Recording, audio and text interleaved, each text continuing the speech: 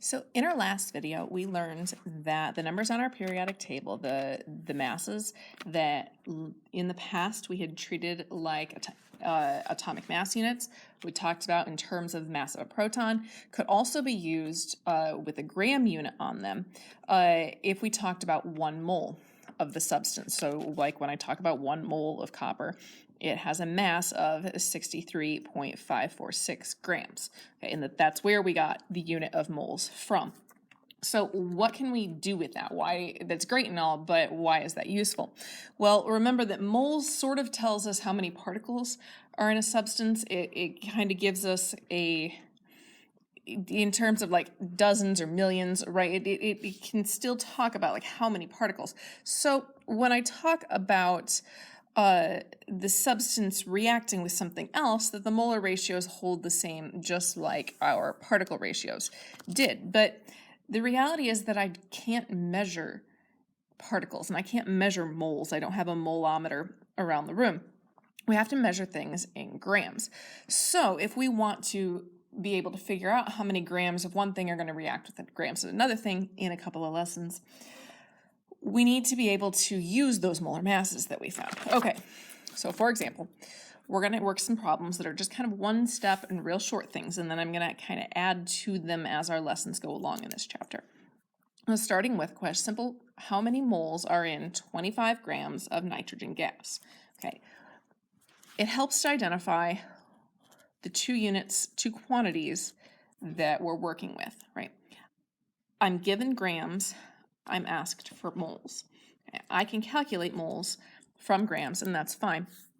Okay, I know that the relationship between grams and moles is a molar mass, and then I'm going to need this nitrogen gas over here. So I need a formula for nitrogen gas, which is N2. Don't forget this 2. It's going to be important here.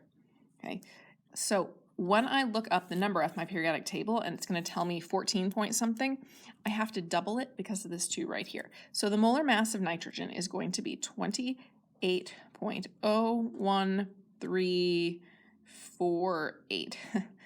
I squished it in there. Grams N2.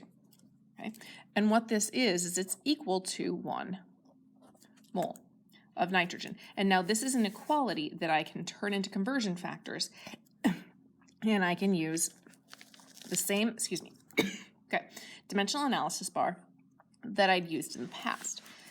As always, as we did before, we're going to take this 25 and put it here, 25 grams. Now, I think I missed this in the last video, but we're going to put a little happy face right here because it makes the whole process better, and sometimes kids, it just bothers them there's nothing in this spot. So we're going to put a happy face there, fill it in, make our lives better. Okay, so I've got mass on the top, and I need to get rid of it. So we know that in order to cancel the grams from the top, we have to move the grams down to the bottom. Okay, so I would have grams here of N2, and the only thing we can ever go to is moles of N2. Okay. Pretty much always have 1 mole. So then how many grams do I have? And that's where this number comes in, 28.01348 grams of N2. Okay, so the math then, we multiply the numbers on the top, okay, and we divide by anything on the bottom, and we will get 0.892 moles, and I rounded that one. Okay, so again, we find the molar mass, we decide what order we want them to go in, right? There's grams here, so we bring the grams down to the bottom. Okay, whatever's here goes here. Okay, they'll always cross, and if it makes you feel better, we can cancel the grams out, and you'll see the only unit I have left is moles. Okay, so again, let's try it this way. What is the mass of 1.8 moles of iron? So I look up my equality, and I see that 1 mole of iron, which is just the symbol, okay, is equal to 55.845 grams iron.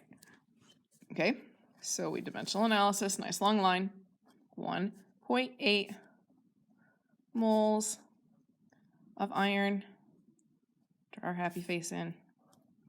Okay, set a parentheses in here.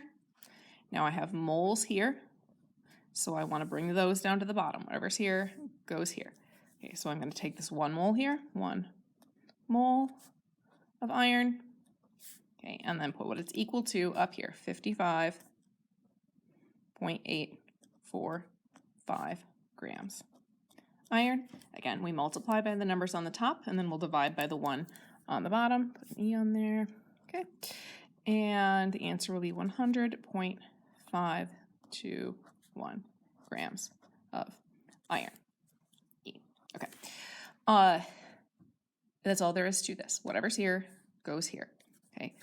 The same quality we've been working with. 1 mole of the substance equals that molar mass that we've been finding.